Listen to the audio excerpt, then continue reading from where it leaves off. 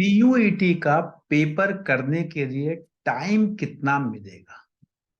Domain के लिए कितना टाइम मिलेगा? लैंग्वेज के लिए कितना टाइम मिलेगा? और जर्नल टेस्ट के लिए कितना टाइम मिलेगा? इसके लिए एनटीए के दो डॉक्यूमेंट्स हैं और इस पे हम डिस्कशन करेंगे। ये जो दोनों डॉक्यूमेंट है, इसमें लैंग्वेज और जर्नल टेस्ट में कोई डिस्क्रिपेंसी नहीं है। अगर मैं डॉक्यूमेंट नंबर 1 बताता हूं, तो यहाँ पे भी कहता है जर्नल टेस्ट के लिए आपको जो टाइम पीरियड है वो आपको मिलेगा कितना? 60 मिनट। और अगर मैं डॉक्यूमेंट नंबर 2 अभी आपको दिखाऊंगा, वहां पे भी जर्नल टेस्ट के लिए टाइम जो है 60 मिनट है। लैंग्वेज के लिए अगर आप देखेंगे तो दोनों डॉक्यूमेंट में आपको जो टाइम पीरियड है वो 45 मिनट है। क्वेश्चंस भी क्लियर है। जनरल टेस्ट के लिए 50 क्वेश्चन आउट ऑफ 60, और जो आपका लैंग्वेज है in that 40 question out of 50। ये एकदम क्लियर है, इसमें कोई डिस्क्रिपेंसी नहीं है। अब डिस्क्रिपेंसी है कहां पे, प्रॉब्लम कहां पर है? प्रॉब्लम है सारा डोमेन में। डोमेन में अगर ये डॉक्यूमेंट, जिस डॉक्यूमेंट को मैंने अभी आपके सामने ओपन किया है, ये डॉक्यूमेंट है, इस डॉक्यूमेंट को हम कहते हैं इंफॉर्मेशन बुलेटिन। ये डॉक्यूमेंट एनटीए ने तब इशू किया था जब इसकी नोटिफिकेशन आई थी, जब बच्चों ने फॉर्म भरा था। उस समय इन्होंने डोमेन में कहा 35/40 questions are to be attempted out of 45/50। यानी कुछ सब्जेक्ट्स में आपके 50 क्वेश्चंस होंगे और आपको 40 करने हैं, और कुछ सब्जेक्ट्स में आपके 45 क्वेश्चंस होंगे और आपको 35 करने हैं। कुछ सब्जेक्ट्स में 40 आउट ऑफ 50 करने हैं और कुछ सब्जेक्ट्स में 35 आउट ऑफ 45 करने हैं। तो ये क्लियर था, ठीक है। जो आपके न्यूमेरिकल टाइप के सब्जेक्ट्स हैं, अकाउंटेंसी और maybe computer science, mathematics and all, इन सब में आपके 35 क्वेश्चंस करने होंगे, 45 टोटल होंगे। और जो दूसरे सब्जेक्ट्स हैं थ्योरी वाले, उसमें आपके 40 क्वेश्चंस करने होंगे, जैसे लास्ट ईयर करने थे। कोई डिस्क्रिपेंसी नहीं थी। फिर इन्होंने एक और डॉक्यूमेंट अभी इशू किया है, जो लेटेस्ट डॉक्यूमेंट है, इसमें इन्होंने थोड़ा सा चेंज किया। यहाँ पे कहते हैं लैंग्वेज 1 40 आउट ऑफ 50, लैंग्वेज में आपको 40 करने, कोई प्रॉब्लम नहीं। अगर सेक्शन 3 में देखेंगे 50 करने हैं आउट ऑफ 60, यहाँ भी कोई प्रॉब्लम नहीं है। लेकिन सेक्शन 2, जिसे हम डोमेन कहते हैं, यहाँ पे इन्होंने लिख दिया 40 आउट ऑफ 50। यानी हर पेपर, कोई भी पेपर हो, वो आपका 50 क्वेश्चंस होंगे और आपको 40 करने हैं। यानी 35-45 वाला जो ऑप्शन था कि 35 questions to be attempted from 45, वो इन्होंने हटा दिया। यहाँ पे इन्होंने क्या चेंज कर दिया? यहाँ पे कह दिया कि for subjects, few subjects, accountancy, economics, physics, computer science, information practice, chemistry and mathematics, इस सब में आपका टाइम बढ़ाया जाएगा। वहां पे क्या कहा था? क्वेश्चंस कम होंगे, 5 क्वेश्चंस कम होंगे, 40 की जगह 35 करने होंगे। टोटल क्वेश्चन कितने होने चाहिए? 50 की जगह 45 होंगे। यहाँ पे कहते हैं नहीं जी, क्वेश्चंस के बारे में तो कह दिया कि नहीं जी सेम रहेंगे, टाइम पीरियड बढ़ा दिया। अब हम किसको माने? तो मैं तो यही कहूंगा जो लेटेस्ट है हम उसी को मानना चाहिए हमें। तो वैसे भी आपको कोई फर्क नहीं पड़ता, आपके 5 क्वेश्चन बढ़ जाए या टाइम बढ़ जाए, बात बराबर है। क्वेश्चंस कम हो जाए, सॉरी, या टाइम बढ़ जाए, बात बराबर है। तो आपको कोई फर्क नहीं पड़ेगा। लेकिन क्योंकि बहुत सारे पेपर्स मार्केट में आ गए, हमने खुद भी बच्चों के लिए पेपर इशू किया था, वो उस पैटर्न पे किया था जो उन्होंने कहा था, तो थोड़ा सा कंफ्यूजन आपके दिमाग में हो सकता है।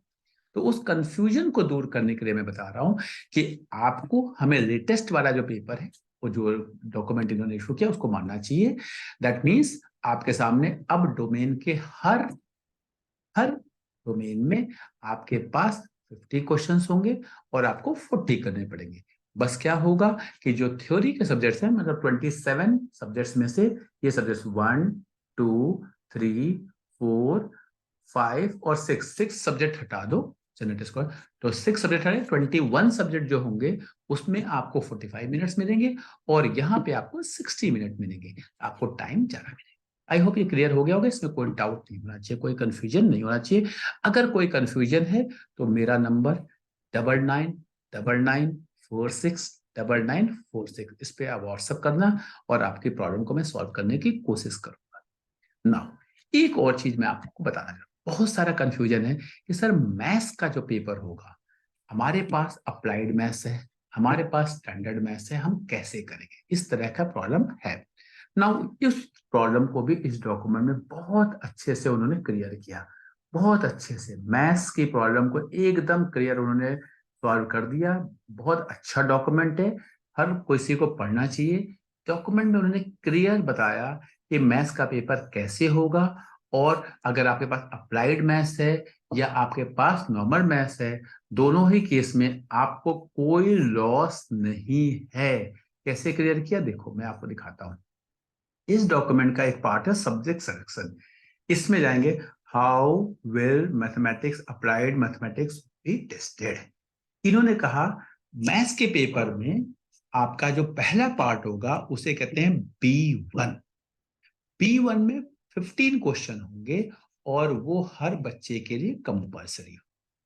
B1 में 15 क्वेश्चन होंगे और वो हर बच्चे के लिए कंपल्सरी होगा। नाउ जब B2 की बात करते हैं, उसी में मैथमेटिक्स डोमेन की मैं बात कर रहा हूँ। मैथमेटिक्स डोमेन में अब हमने वहां क्या देखा, अभी देखा कि टोटल क्वेश्चन होंगे आपको 50 और आपको करने हैं 40। अब वो 50 क्वेश्चन में से 15 क्वेश्चन ऐसे हैं जो सबको करने हैं, उसे कह देंगे B1। B2 दो पार्ट में होंगे, B2 जो होगा आपका दो पार्ट में होगा। अब ये जो B2, या आप कह सकते हो B कॉमन है और फिर B1 है और B2 है, जो भी उसका नाम दे दें। मतलब एक कॉमन क्वेश्चन है जिसमें आपके 15 क्वेश्चन है जो सबको करना है एक पार्ट, और B1 और B2। B1 जो इन्होंने कहा, B1 कहते हैं वो आपका होगा नॉर्मल मैथमेटिक्स का, और B2 होगा अप्लाइड मैथमेटिक्स का। अब आप देखो, आप नॉर्मल मैथमेटिक्स है तो आप B1 वाले क्वेश्चंस को पढ़ोगे, कोई अप्लाइड मैथमेटिक्स है तो वो पढ़ेगा B2 वाले क्वेश्चन को। जो नॉर्मल मैथमेटिक्स वाला है वो जो B1 है उसके जो 35 क्वेश्चंस हैं उसमें से, उस 35 में से 25 करेगा, बिकॉज टोटल 40 करने हैं। 15 तो सबके कॉमन थे वो कर चुके हैं, अब आपको 25 और करने पड़ेंगे तब 40 होंगे। तो 35 में से 25 करेगा। और जो दूसरे बच्चे हैं अप्लाइड मैथमेटिक्स वो B2 पढ़ेंगे, वहां पे भी 35 क्वेश्चन है और वो वहां से कोई भी 25 क्वेश्चन करेगा। यानी जो बी पार्ट होगा 15 क्वेश्चन वाला जो कॉमन है वो सबको करना पड़ेगा, उसमें कोई भी आपको ऑप्शन नहीं मिलेगा। ये भी इस डॉक्यूमेंट ने बहुत अच्छे से क्लियर कर दिया। तो आई थिंक ये दो प्रॉब्लम थी, एक टाइम पीरियड वाला, नंबर ऑफ क्वेश्चंस वाला, ये सॉल्व कर दिया इस डॉक्यूमेंट के थ्रू। और जो दूसरा मैथमेटिक्स का सेम चीज ने कंप्यूटर साइंस में भी किया है कि किसी बच्चे के पास, क्योंकि पेपर एक है, कंप्यूटर साइंस इंफॉर्मेशन प्रैक्टिस एक है, तो अगर किसी बच्चे के पास कंप्यूटर साइंस है या किसी बच्चे के पास इंफॉर्मेशन प्रैक्टिस है तो वो क्या करेगा। सेम वहां पे कह रहे हैं कि बी एक पार्ट जो हो गया, ए बोल दो बी बोल दो, जो भी उनको नाम दे दिया, यहाँ पे ए दिया है उन्होंने, ठीक है। तो 15 क्वेश्चन कॉमन है, जो सिलेबस में भी अगर आप सीबीएसई का सिलेबस देखोगे तो कंप्यूटर साइंस का और इंफॉर्मेशन के प्रैक्टिस के कुछ सिलेबस कॉमन है, तो वो कॉमन में से 15 क्वेश्चन आ गए। अब जो डिफरेंट पार्ट उसको B1 B2 डिवाइड कर दिया। B1 में सारा कंप्यूटर साइंस का क्वेश्चन है, B2 में इंफॉर्मेशन प्रैक्टिस के क्वेश्चन है। अब अगर आपके पास कंप्यूटर साइंस है तो आप B1 को अटेम्प्ट करो और 35 में से 25 कर दो। अगर आपके पास इंफॉर्मेशन प्रैक्टिस है तो आप B2 को अटेम्प्ट करो और 35 में से 25। I think this is a very good document, we all should be knowing. अगर आप टीचर हैं तो बच्चों के साथ शेयर कीजिए। अगर आप पढ़ चुके हैं, आपको एमटीए नहीं देना इस बार, तो अपने फ्रेंड्स के साथ, जूनियर्स के साथ शेयर कीजिए। वीडियो को लाइक कीजिए, दोस्तों के साथ शेयर कीजिए, चैनल को सब्सक्राइब कीजिए। मैं प्रॉमिस करता हूं कि मैं अच्छे से अच्छी वीडियो लेकर आऊंगा आपके पास, सो दैट कि आप लोगों को मैं अच्छे से अच्छी इंफॉर्मेशन दे सकूं। Thank you very much.